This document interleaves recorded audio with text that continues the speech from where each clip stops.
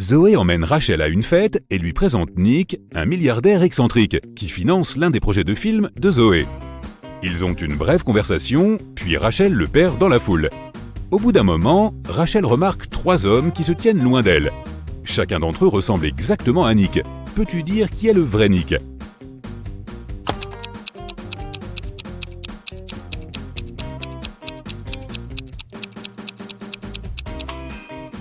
Cet homme a un tatouage sur la main, alors que Nick n'en avait pas, et la veste de celui-ci est fausse. Ils ont écrit le nom de la marque avec une faute. Nick propose à Rachel de chanter au karaoké. La jeune femme chante une chanson et Nick l'apprécie tellement qu'il lui propose une valise pleine d'or.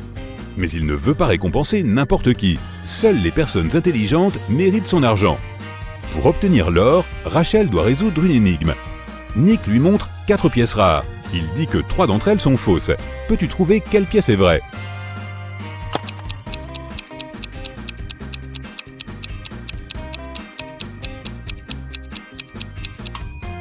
Les personnes qui vivaient avant l'an 0 n'utilisaient pas l'expression « avant Jésus-Christ ». Cette pièce vient du futur. Regarde la date. Il n'y avait pas de voiture en 1365. Voici donc la seule vraie pièce de monnaie. Rachel utilise une application pour appeler un taxi afin de rapporter sa précieuse valise à la maison. Elle voit 3 voitures identiques sur le parking. Chacun des 3 chauffeurs affirme que Rachel a commandé sa voiture. Quel chauffeur Rachel doit-elle choisir ?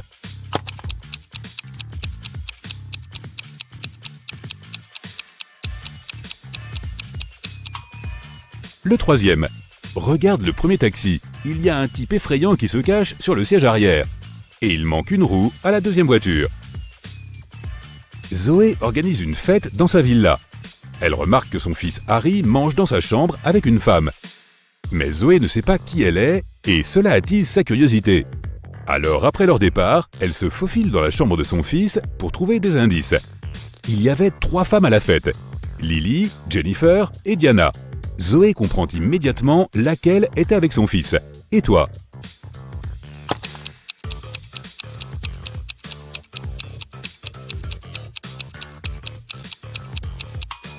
Harry sort avec Jennifer. Regarde les restes sur la table. Il y a une tache de rouge à lèvres sur la fourchette. Or, Jennifer est la seule femme à porter un rouge à lèvres rouge. Le matin, Rachel va courir dans le parc. En chemin, elle rencontre cette femme. Et 1 minute plus tard, elle voit une autre femme, absolument la même. Rachel trouve cela très bizarre. Mais en réalité, il y a 5 différences entre ces 2 femmes. Peux-tu les trouver ?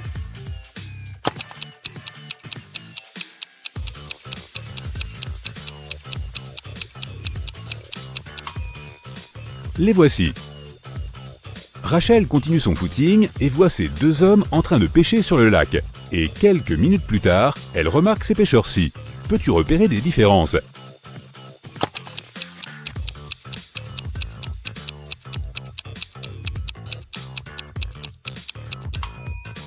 Il y a 5 différences entre ces 2 images. Les as-tu toutes trouvées ? Rachel s'arrête car elle doit renouer ses lacets. Soudain, elle voit ces 2 femmes avec des sacs à dos. Peux-tu repérer 5 différences entre elles ?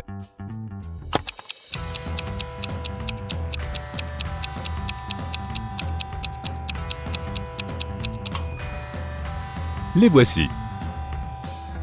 Rachel arrive à son immeuble et trouve son voisin Pierre, inconscient, en bas des escaliers.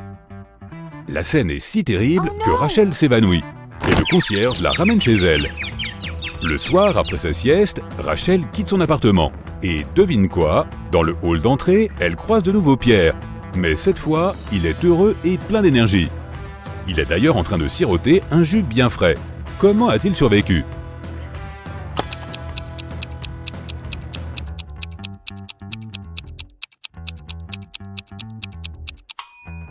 Regarde, c'est un vampire. Le matin, Zoé appelle Rachel et lui demande de venir à l'agence immédiatement. Lorsque Rachel voit l'agence, elle est choquée. C'est un vrai chaos. Quelqu'un a taché les murs de peinture, cassé des meubles et déchiré des documents. Zoé interroge 3 suspects. Daniel, un assistant, dit qu'il a fait la fête toute la nuit. De nombreuses personnes pourraient le confirmer.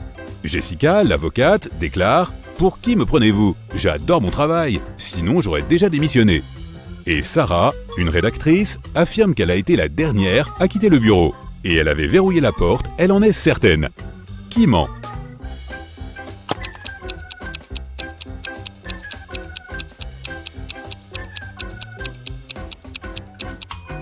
Jessica. Tous les mugs sont cassés sauf le sien, qui dit « meilleure avocate du monde ». La femme voulait se débarrasser de certains documents, alors elle a simulé un vol. Cela signifie que personne n'y est allé depuis très longtemps. Tous les autres chasseurs de trésors sont entrés dans la grotte de gauche et ne sont jamais revenus. Les amis de Mark l'ont invité à un pique-nique. Il est arrivé sur place, a fait le tour de la maison et a vu un groupe de 8 personnes. Aucun d'entre eux n'était son ami. C'était la mauvaise maison. Avant de partir, Mark a remarqué que 3 personnes de ce groupe étaient des androïdes. Peux-tu les repérer?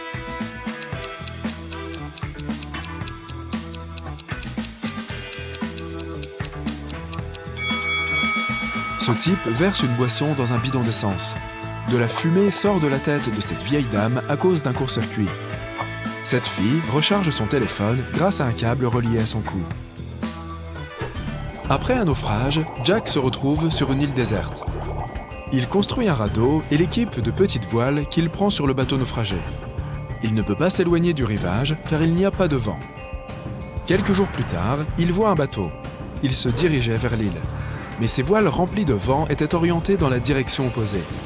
Selon les lois de la physique, il devrait s'éloigner de l'île. De plus, il n'y avait pas de vent. Comment est-il possible que le bateau se soit rapproché de la côte?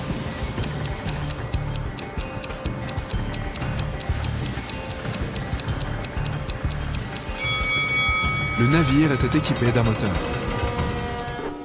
Richard marche dans la forêt pieds nus parce que des singes lui ont volé ses chaussures. Il a froid et faim. Heureusement, il trouve une cabane. De la fumée sort de la cheminée et la lumière passe à travers les fenêtres. 3 chemins mènent à la maison. Le premier est couvert de charbons ardents. Le deuxième est jonché de clous rouillés. Et le troisième chemin est parsemé de verres brisés. Quel chemin Richard doit-il choisir?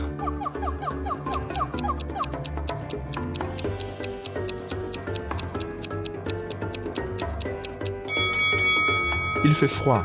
Richard peut attendre que les charbons refroidissent. Et quand il attend, il peut se réchauffer à côté d'eux. Toby a erré dans le désert pendant plusieurs heures. Le soleil lui brûle le cou. Il n'y a que du sable chaud autour de lui. Il a bu toute l'eau qu'il avait. Toby devient de plus en plus faible et, finalement, il s'écroule. À ce moment-là, il voit 2 petits étangs. Toby a seulement assez de force pour atteindre l'un d'entre eux. Lequel des 2 est un mirage et lequel est réel?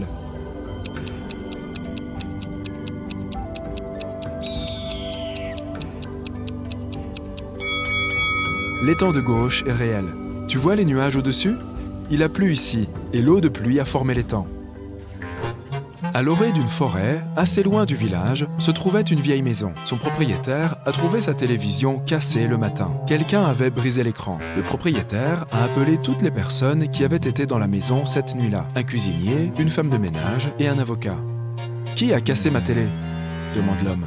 « Je préparais le dîner, je n'ai touché à rien », a déclaré le cuisinier. « Je nettoyais le sous-sol », a répondu la femme de ménage. « J'étais à l'étage, j'ai passé toute la nuit à étudier les documents », a répondu l'avocat. L'un d'entre eux ment. Qui est-ce?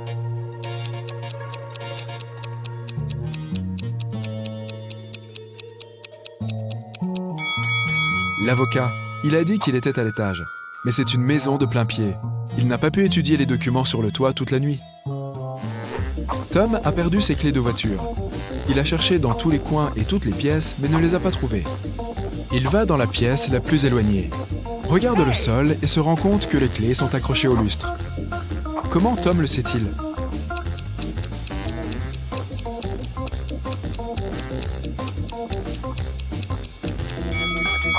Le sol est réfléchissant.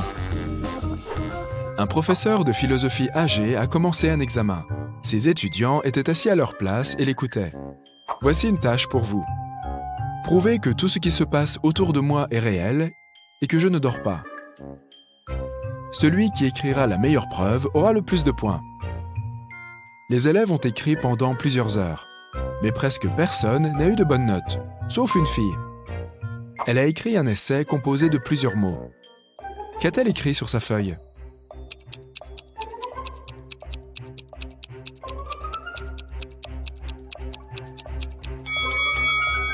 Tu ne peux pas lire ceci si tu dors. D'ailleurs, tu peux utiliser cette astuce en dormant. Il est presque impossible de lire quoi que ce soit dans un rêve. Par conséquent, pour savoir si tu es endormi ou non, regarde ton téléphone et essaye de lire quelque chose. Il y avait une vieille maison hantée en ville. Les habitants avaient peur d'y aller.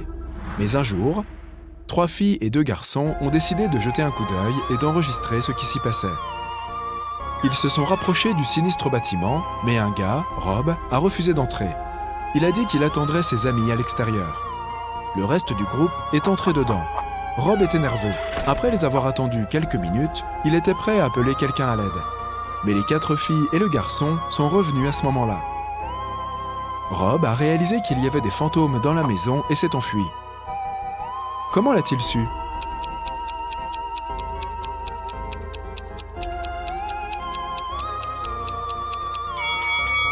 Trois filles et un garçon étaient dans la maison, mais 5 personnes sont sorties. Une des filles était un fantôme. Rob l'a vu et s'est enfui. Michael marche le long du trottoir en tenant ses mains derrière son dos. Une voiture apparaît au coin de la rue derrière lui. À ce moment-là, Michael marche près d'une grande flaque d'eau. Le conducteur accélère. Il va éclabousser Michael avec de l'eau. Mais au dernier moment, il ralentit brusquement et contourne la flaque d'eau. Pourquoi n'a-t-il pas éclaboussé Michael?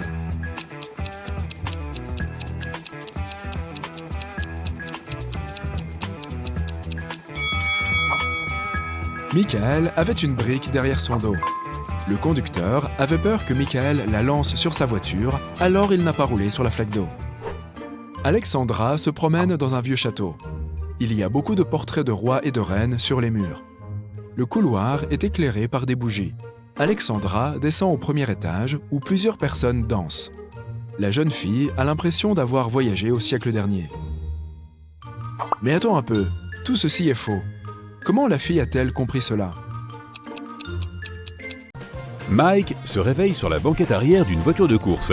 Le moteur rugit, le vent souffle dans le visage de Mike.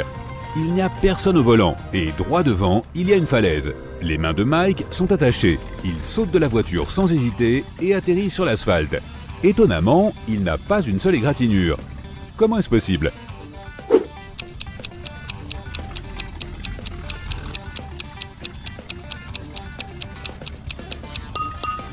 La voiture ne bouge pas, seul son moteur tourne.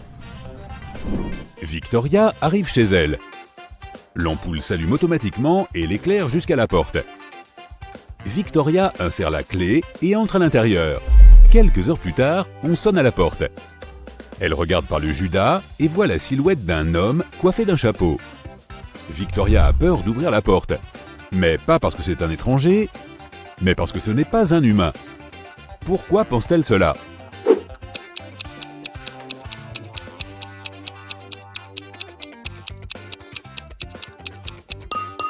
Le capteur de lumière n'a pas fonctionné, donc il n'y a pas de corps physique à l'extérieur. Il y a un énorme hangar à avions au bord du désert. Tyler, un pilote, entre à l'intérieur et voit un chat qui dort près du plafond sur l'une des poutres. Tyler décide de le sauver. Il n'y a pas d'escalier et rien d'autre qui puisse être utilisé pour y accéder. La seule chose que Tyler voit est une grande flaque d'eau sur le sol. Comment le chat est-il arrivé là?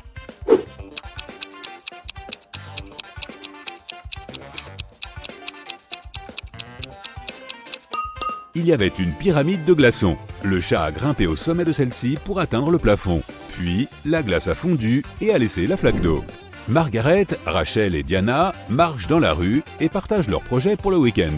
Les filles ont l'air riches, mais une seule d'entre elles a beaucoup d'argent. Qui est cette fille?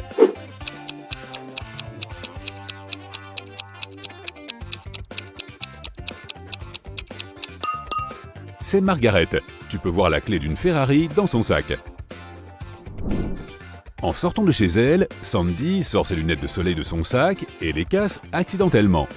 Elle doit maintenant en acheter de nouvelles. Sandy appelle un taxi et arrive dans la rue des boutiques à la mode. Les meilleures lunettes de la ville, affirme l'enseigne du premier bâtiment. Les meilleures lunettes du monde est écrit sur la deuxième boutique. L'inscription sur la troisième boutique est la plus sympa. Sandy se dirige là-bas. Qu'est-ce qui est écrit sur la troisième boutique?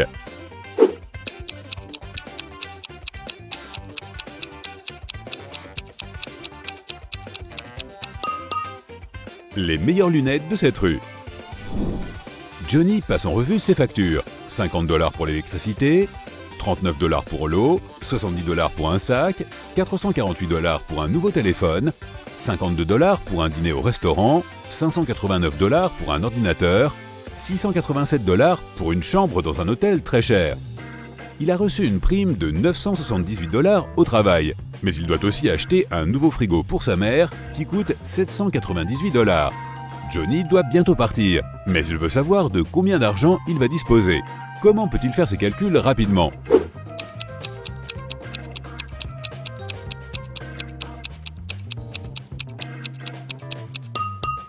Il devrait utiliser l'application calculatrice de son téléphone. La réponse la plus simple est souvent la bonne. L'inspecteur Anderson enquête sur une affaire de disparition de chiots de race. Il a une liste de 3 suspects. Il rend visite à chacun d'entre eux. Le premier suspect est une jeune fille. Elle dit qu'elle a passé la journée précédente avec ses amis et qu'elle est allergique aux chiens. Le deuxième suspect est un homme âgé. Il dit qu'il n'a pas quitté la maison depuis quelques jours. Le troisième est une célèbre blogueuse vidéo. Elle dit qu'elle a fait des vidéos YouTube toute la journée. Lequel d'entre eux ment?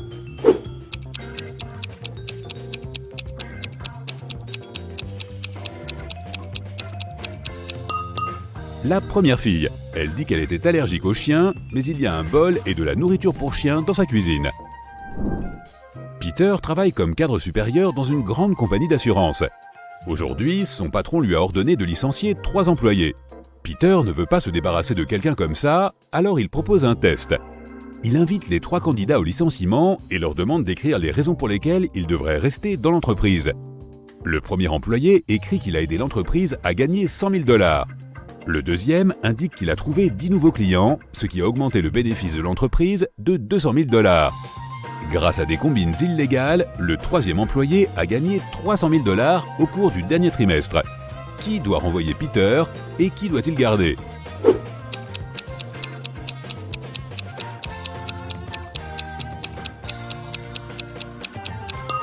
Il a reçu l'ordre de virer 3 personnes, tu te souviens? Le test est inutile.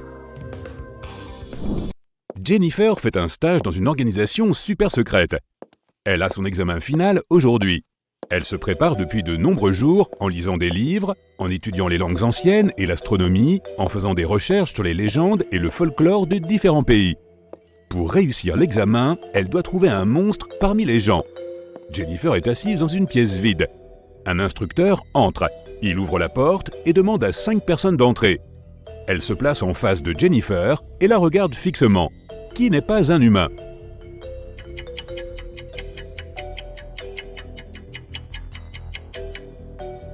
Regarde ce mec, il a 2 mains gauches identiques. Cette fille flotte au-dessus du sol. Et l'instructeur, il a un œil fermé dans sa main, tu vois? Kevin arrive à une fête d'Halloween. Toutes les personnes présentes portent des tenues de zombies. Kevin remarque que certains d'entre eux se comportent bizarrement. Cela doit être parce que ce sont de vrais zombies. As-tu repéré des zombies?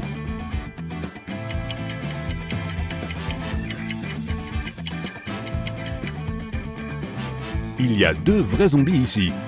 La fille avec un verre dans sa main, il y a un œil qui flotte dans son verre, tu vois? Le gars là-bas a une smartwatch à son poignet. L'écran montre son pouls, mais il est à 0. Une entreprise de parfumerie recrute de nouveaux employés. Tout d'abord, ils doivent passer un entretien et écrire un essai sur leur parfum préféré. Lorsque les candidats ont terminé cette tâche, le directeur leur demande une dernière chose. Ils doivent prêter un serment de loyauté à l'entreprise s'ils veulent être embauchés. 10 personnes prononcent simultanément les mots du serment de l'entreprise, mais certaines d'entre elles trichent. Aide le directeur à découvrir qui sont ces personnes.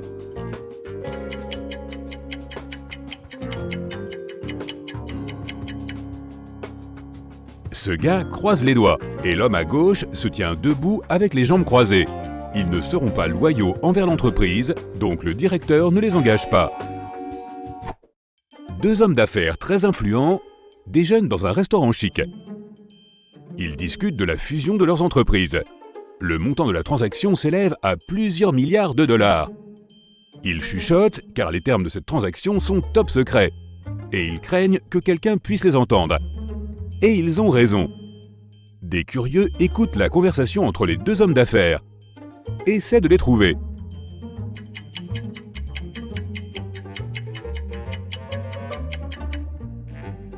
La fille à la table d'à côté lit un journal qui est retourné à l'envers. Elle essaie manifestement d'entendre ce dont parlent les milliardaires.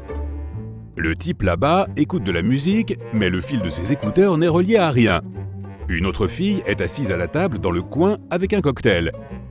Mais au lieu d'un parapluie, il y a une antenne dans son verre. Elle enregistre la conversation. « Où sont mes employés ?» crie un patron. Il est furieux car 3 personnes ne sont pas venues au bureau. Il appelle chacune d'entre elles pour en connaître la raison. Les 3 lui disent qu'ils sont tombés malades. Le patron ne les croit pas, alors ils doivent se présenter au bureau. Marie porte une veste chaude, un chapeau et une écharpe. Elle éternue, tousse et a l'air malade. Laurie marche avec des béquilles. Sa jambe est dans un plâtre. Quelque temps plus tard, Michael apparaît. Il s'est blessé à la main et ne peut plus taper à la machine. Le patron est sûr que l'un d'eux fait semblant. Qui est-ce ?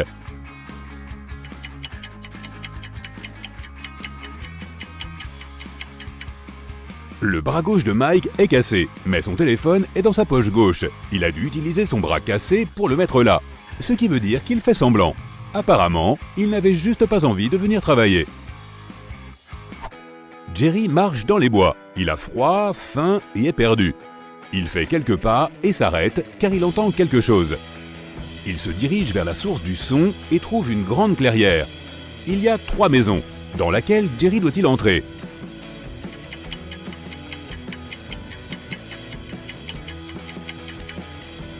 La maison sur la gauche est fermée de l'extérieur. Il y a un verrou sur la porte, tu vois ? La maison de droite semble sûre. Mais regarde ces empreintes de pas qui mènent à la porte. Ce sont des empreintes de pattes de loup. Jerry devrait choisir la maison du milieu. Un voyageur marche dans le désert depuis plusieurs heures. Il ne lui reste plus d'eau et il perd ses forces. Il grimpe une petite colline et voit 3 lacs. Ils sont éloignés les uns des autres et seul l'un d'entre eux est réel. Aide le voyageur à distinguer la réalité des mirages.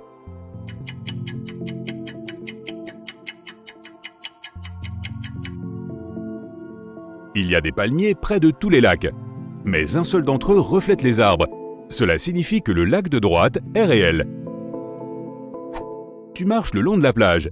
Soudain, tu entends un cri. Une femme appelle à l'aide. Elle est en train de se noyer. Tu cours dans l'eau et nages vers elle. Dès que tu t'approches d'elle, tu vois 3 autres personnes. Elles crient toutes, mais une seule d'entre elles a vraiment besoin d'aide. Les autres sont des sirènes qui veulent t'emmener dans leur royaume. Comment savoir lequel des 3 est humain ?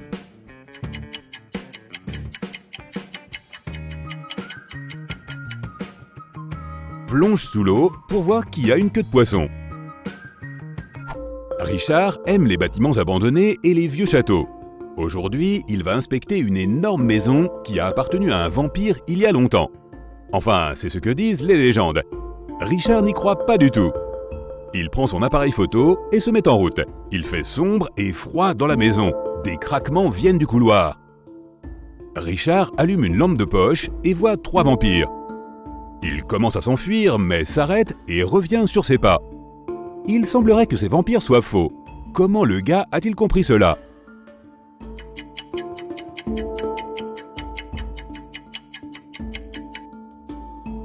Il y a un miroir au plafond au-dessus du premier vampire, et il se reflète dedans. Le deuxième vampire n'a pas de croc. Le troisième, il semble être réel. Cours ! Il y a un hangar à hélicoptère secret caché au milieu des arbres à la lisière de la forêt. Un écureuil est coincé dans le plafond entre les poutres. Johnny, le bûcheron, entre au hangar et remarque le pauvre animal. Il veut le sauver, mais ne sait pas comment l'atteindre. Il n'y a pas d'échelle ou d'objet permettant de toucher le plafond. Aide-le à sauver l'écureuil. Il y a un conduit d'aération ouvert au plafond. Johnny peut passer par le toit. Mais comment ?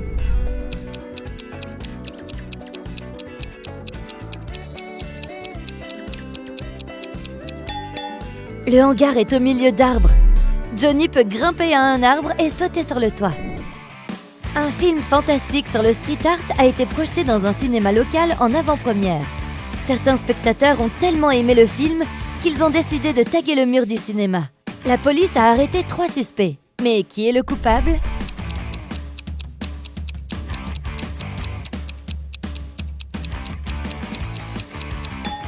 Regarde, la fille aux cheveux bleus. Elle a de la peinture sur les doigts. Léo, Brad et Chris se baladent dans le parc en se racontant leurs week-ends respectifs. Ils ont tous les 3 l'air riches et épanouis. Mais en réalité, un seul d'entre eux est riche. Regarde-les attentivement et essaye de deviner de qui on parle.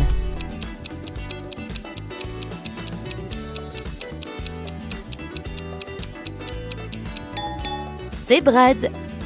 Tu vois cette affiche de film d'action sur le gratte-ciel là-bas au fond ? Brad est dessus. Linda sort de la librairie. Elle ne remarque pas la fin du trottoir, trébuche et casse le talon de sa chaussure. Elle appelle un taxi et se rend au centre-ville.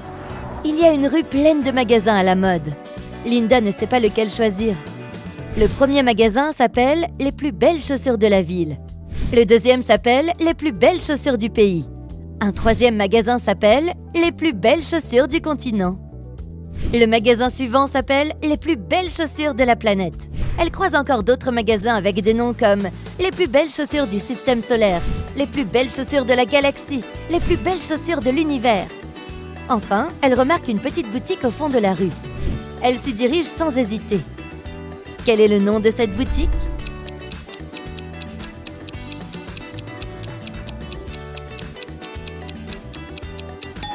Les plus belles chaussures de cette rue.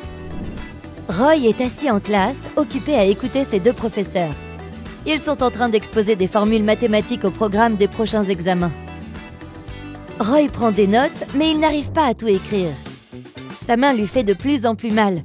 Il a presque fini son cahier. Les profs parlent de plus en plus vite et les explications se font de plus en plus complexes. Ah ! Comment Roy va-t-il pouvoir mémoriser tout ça ? Aide-le !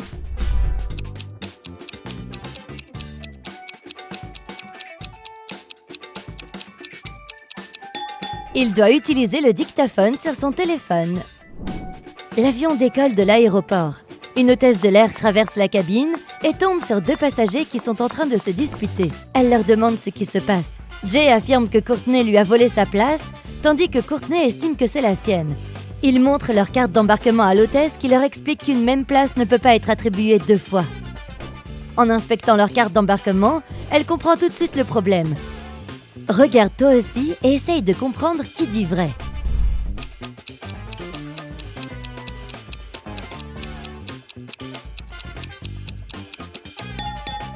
Le numéro de la place est le même sur les 2 cartes, 14F. Le décollage de Jay est prévu à 2h57 du matin et celui de Courtney à 2h57 de l'après-midi. Il faisait jour quand l'avion a décollé et le soleil brille à travers la fenêtre. Jay a donc pris le mauvais vol. Axel court tous les jours au stade pour s'entraîner pour un championnat d'athlétisme. Aujourd'hui, c'est le premier jour. Axel s'échauffe et remarque un garçon tout maigrichon parmi les coureurs. Ses jambes sont fines et ont l'air faibles. Est-ce qu'il court, lui ? Se demande Axel. Tous les participants se placent sur les starting blocks. 3, 2, 1, c'est parti ! Axel court le plus vite possible. Elle est en tête. Et ce gars court beaucoup plus vite et il n'a pas l'air fatigué. Il gagne. Mais comment c'est possible ? Axel s'aperçoit que ce n'est pas un vrai athlète. Il n'est même pas un vrai humain. Comment l'a-t-elle démasqué ?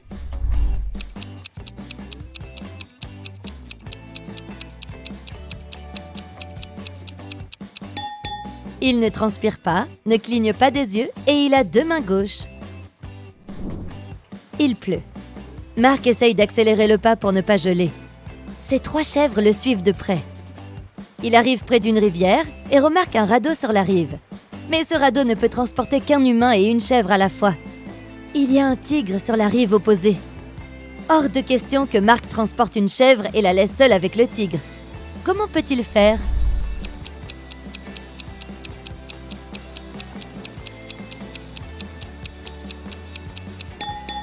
Pas besoin de traverser la rivière ici. Il y a un pont un peu plus loin. Il y a une maison en plein milieu du désert. Il n'y a pas d'eau, Pas d'arbres et aucun village dans les alentours. 4 personnes habitent dans cette maison. Le propriétaire et ses amis. Un archéologue, un technicien pétrolier et un géomètre. Le propriétaire se rend dans le jardin et remarque une carafe vide. « Qui a bu toute l'eau ? Nous n'en avons plus en réserve !» s'exclame-t-il. Tous ses amis sont eux aussi sous le choc.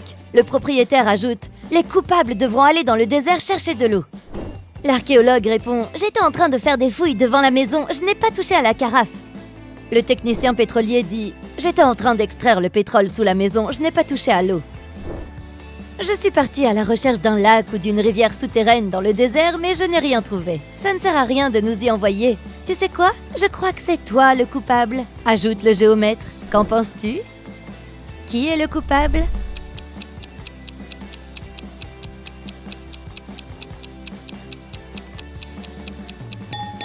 Personne. La carafe était à l'extérieur et l'eau s'est évaporée à cause de la chaleur. Un célèbre service de messagerie recrute de nouveaux coursiers. Pour obtenir le poste, les candidats doivent prendre un colis et courir un marathon en 3 heures. Ils s'acquittent facilement de cette tâche. Ensuite, le patron leur demande de nager la distance d'une piscine olympique. L'un des candidats s'arrête à la moitié de la distance pour reprendre son souffle. Il abandonne la course.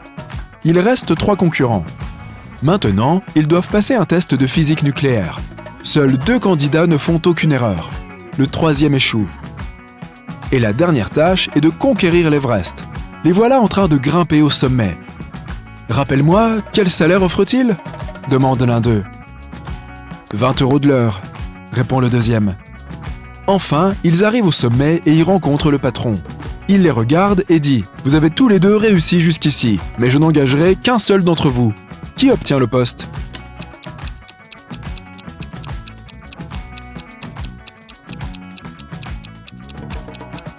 Le premier candidat, il porte encore le paquet qu'il a reçu avant le marathon. 2 puissants producteurs de films prennent leur petit déjeuner dans un restaurant chic. Ils discutent du budget de la suite d'un film à grand succès qui a récolté 500 millions de dollars au box-office. Ils parlent très doucement car ils mentionnent des détails importants du scénario. Ils se doutent que quelqu'un pourrait les écouter. Et ils ont raison. Certaines personnes curieuses écoutent en effet leur conversation. Identifie-les.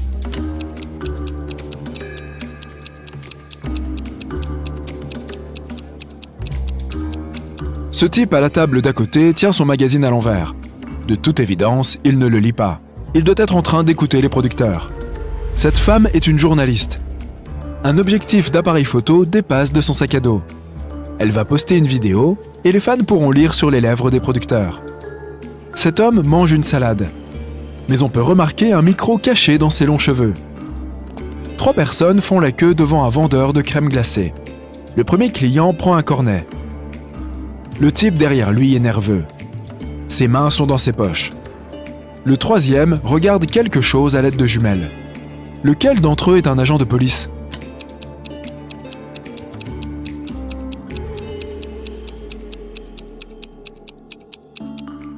C'est le premier. Il a une radio de police dans sa poche. « Où est mon argent ?» crie le propriétaire d'un restaurant. Il reste 30 minutes avant la fin du service, mais il n'y a plus d'argent dans la caisse. 3 employés ont travaillé aujourd'hui, mais ils jurent qu'ils n'ont pas touché l'argent. Ils disent qu'il n'y a pas eu de clients dans le restaurant.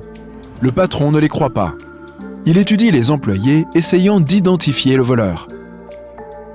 Linda porte une paire de lunettes de soleil, un jean et un t-shirt élégant. Elle a aussi un téléphone haut de gamme. Michael porte des vêtements de marque qui ont dû coûter cher. Sarah porte une veste ordinaire et une jupe longue. À ton avis, qui a volé l'argent ?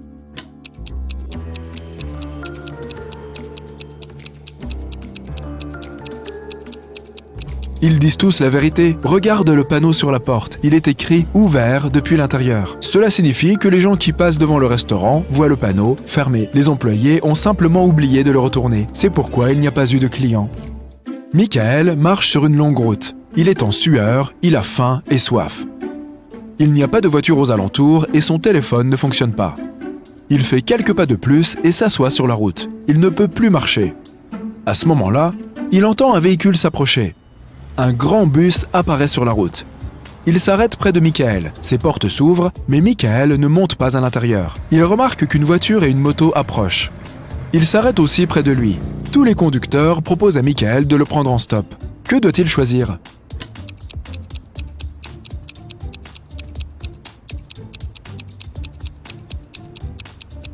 Le bus semble normal, mais un de ses pneus est à plat. Le voyage ne durera pas longtemps.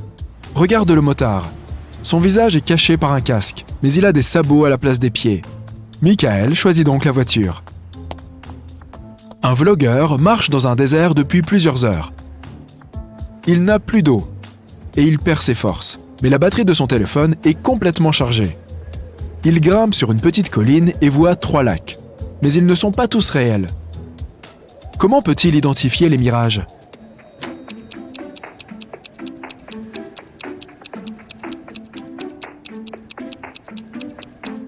Il a une caméra, il doit filmer les lacs. Les mirages n'apparaîtront pas à l'écran. Un motard voyage sur une route de campagne lorsqu'il entend un cri. Une femme appelle à l'aide. Elle semble être dans la forêt. Le motard roule dans sa direction et voit 3 femmes entre les arbres. Elles le supplient toutes de les sauver d'un vampire. « Mais laquelle d'entre vous est le vampire ?» demande l'homme. « C'est elle !» crient toutes les filles en se désignant les unes les autres. Comment le motard peut-il découvrir lesquelles sont vraiment humaines ?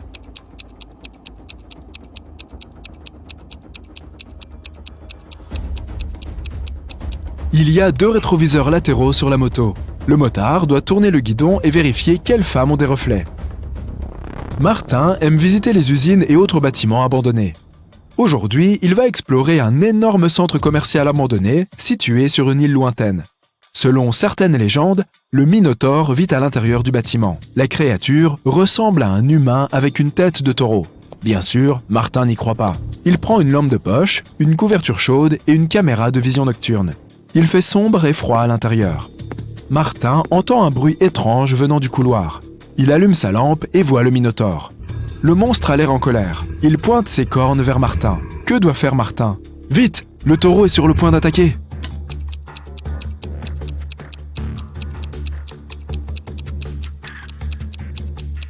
Tu te souviens de la couverture que Martin a emportée avec lui ? Il doit la lancer sur le museau du monstre pour confondre la créature et s'échapper.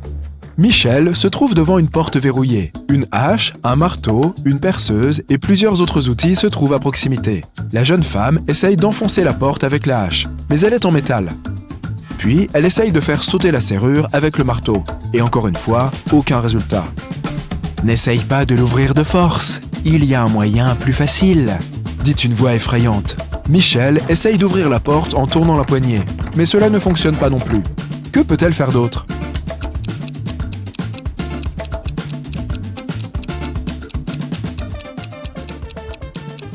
Michel doit toquer à la porte. Les gars sont arrivés à l'hôpital local pour filmer une interview avec un célèbre professeur, le Dr Thompson. Mais d'abord, ils devaient aider 4 personnes. Kyle se plaignait. « Je suis misophone.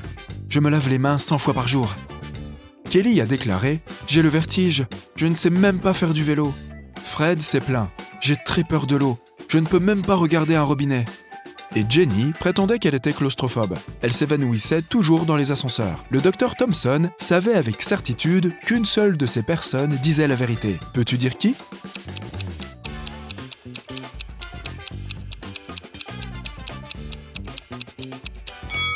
Fred ne peut pas avoir peur de l'eau. Il a un aquarium avec des poissons chez lui. Jenny vit dans une minuscule camionnette. Elle ne peut donc pas être claustrophobe. Et l'appartement de Kyle est trop en désordre pour quelqu'un qui a peur de la saleté et des germes. Donc, c'est Kelly. Elle dort sur le sol, ce qui est normal pour quelqu'un qui a le vertige. Prochain arrêt, des grottes terrifiantes. Zach et Peter sont allés voir des ruines anciennes au milieu des bois. Beaucoup de gens avaient disparu là-bas. Les gars ont entendu des cris étranges venant de la grotte. Ils ont couru vers le son et se sont perdus. Soudain, ils ont vu 3 tunnels. Le premier tunnel était rempli de feu. Un vampire affamé attendait dans le deuxième tunnel. Et le troisième tunnel était rempli de pommes empoisonnées. Quel chemin doivent-ils choisir ?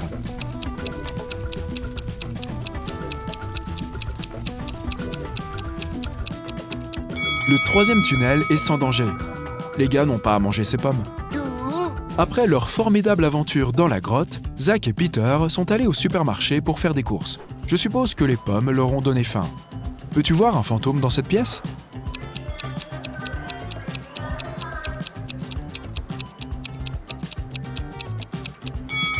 Le voici.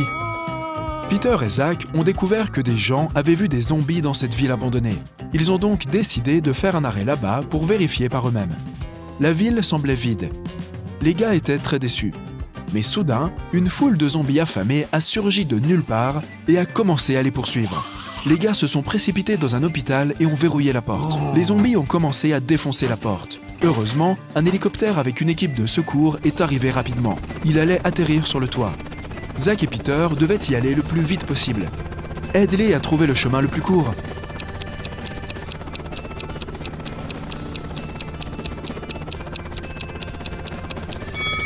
Voici le chemin. Après avoir sauvé les gars, l'équipe de secours, voici le chemin. Faire du parachutisme avec eux. Ils ont accepté et ont enfilé des parachutes.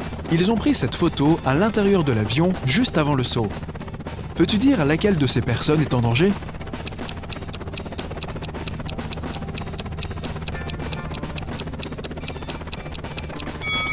Cet homme ici, il porte un sac à dos normal au lieu d'un parachute. Les gars se sont arrêtés sur la rive d'un célèbre lac mystérieux. Ils sont allés pêcher. Soudain, une sirène a sauté hors de l'eau et a entraîné Zach dans le lac. Peter a sauté dans l'eau pour sauver son ami. Finalement, il a trouvé Zach enveloppé dans des algues sur les rochers au milieu du lac. 3 sirènes s'étaient rassemblées autour de lui et elles chantaient des chansons. Quand elles ont aperçu Peter, elles ont dit « Nous libérerons ton ami si tu devines laquelle d'entre nous n'est pas une vraie sirène. Peux-tu aider le gars ?»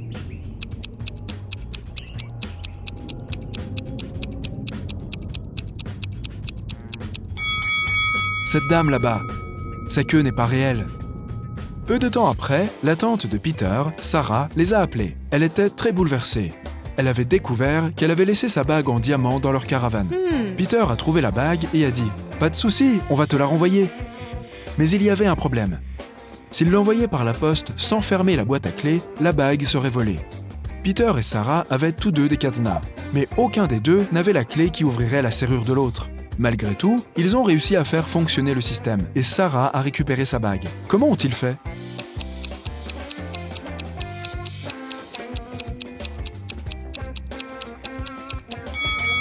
Peter a fermé la boîte et l'a envoyée à Sarah. Lorsque Sarah a reçu la boîte, elle a ajouté son cadenas et l'a renvoyé. Peter a reçu la boîte et a retiré son cadenas. Puis il a renvoyé la boîte à Sarah. Elle a ouvert le cadenas avec sa clé et a pris la bague. Mec, ces gens mènent des vies compliquées, tu ne trouves pas ?